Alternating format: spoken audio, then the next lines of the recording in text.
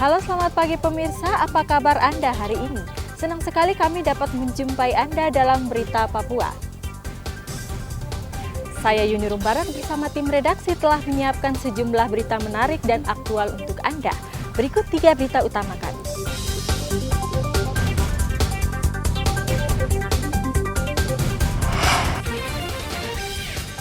Diduga milik kelompok bersenjata, senjata dan ratusan peluru disimpan di hutan. Polisi Pamong Praja dan Disnaker Merauke razia tempat hiburan malam mencari pekerja di bawah umur. Ribuan warga kelaparan karena gagal panen, Panglima TNI kirim 17 ton bahan pangan ke 2 distrik di Kabupaten Puncak.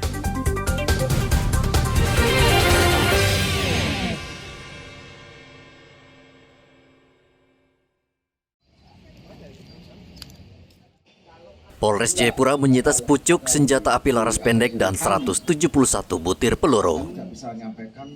Senjata dan peluru tersebut ditemukan warga di salah satu wilayah hutan kota Jayapura Senin lalu. Senjata dan peluru terbungkus plastik dan ditutupi kain.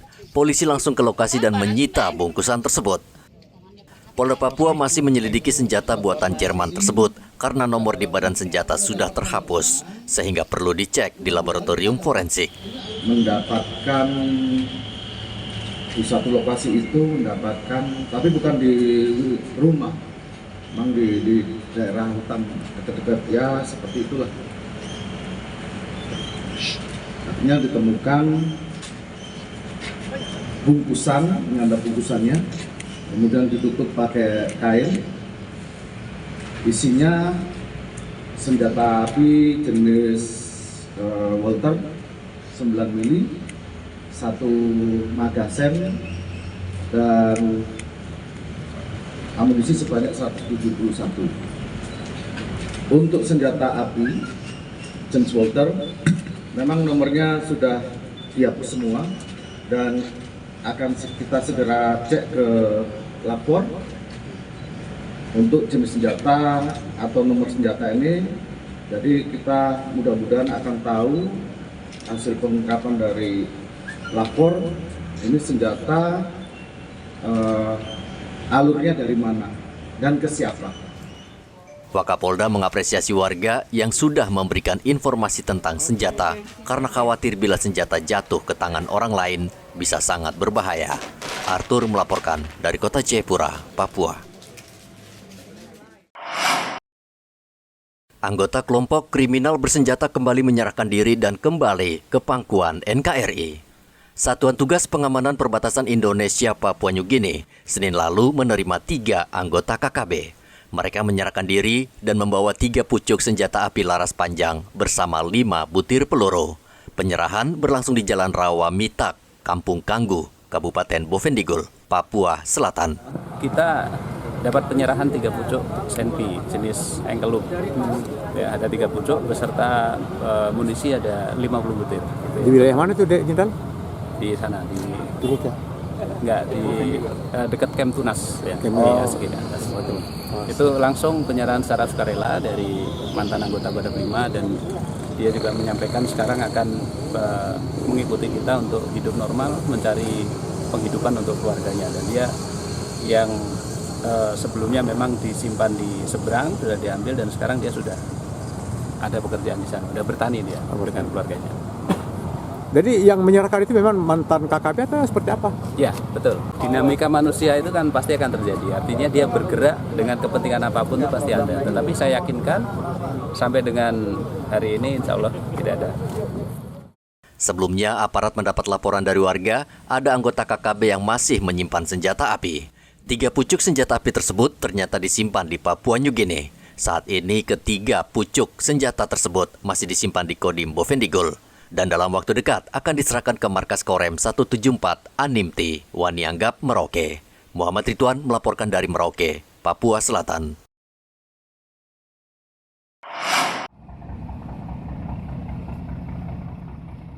Tim SAR akhirnya menemukan 3 pekerja pemeliharaan menara Telkomsel yang sebelumnya dilaporkan hilang di perairan Timika. Ketiga pekerja ditemukan selamat dan langsung dievakuasi ke Timika. Mesin perahu cepat yang ditumpangi pekerja itu rusak sehingga mereka terpaksa harus mendayung perahu hingga ke tepian. Saat berteduh di sekitar Timika dan Sumapro, mereka bertemu warga yang kemudian membantu mereka ke kota Timika. Itu pembantuan dari masyarakat, Pakapuku. Kita hilang kontak langsung 3 hari begitu. Mesin rusak. Oh, mesin rusak. Pancing, ya. Korban sudah ditemukan. Ketiga korban dalam keadaan selamat. Untuk kronologisnya, ketiga korban ini adalah pada saat tanggal 21 Juli mereka mengalami trouble engine di sekitar Kali Agimuga 2. Dan pada saat mereka trouble engine, mereka berusaha mendayung untuk mencari pertolongan. Kemudian mereka ditemukan oleh warga, kemudian warga mengevakuasi mereka ke Timika.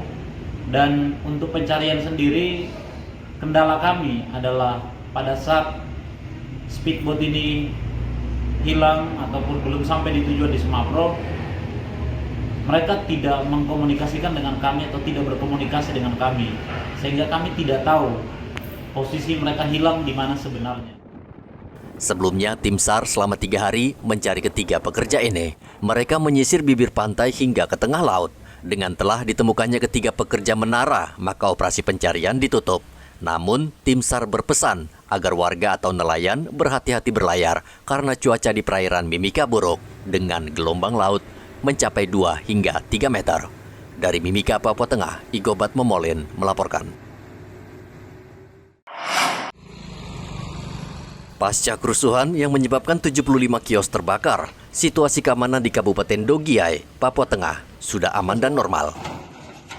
Ratusan aparat gabungan TNI Polri saat ini terus membersihkan lokasi dari puing sisa kebakaran di Pasar Ikebo. Wakapolda Papua Brigjen Ramdhani Hidayat mengatakan, tentara dan polisi saat ini terus berpatroli untuk mengantisipasi gangguan keamanan. Mulai kemarin sudah kondusif, dan ini kami ucapkan juga terima kasih pada tokoh masyarakat, tokoh agama, dan seluruh masyarakat khususnya yang ya, dengan penuh kesadaran membuka palang, akhirnya jalur Nabire, Dogie, Kedie itu lancar seperti biasa.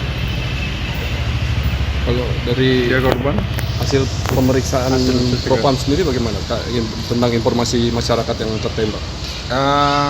Ini kan permasalahannya, kemarin kan yang disalahkan itu kan Karop, kemudian Kabid Propam selaku LO, kemudian dan Sebrimob.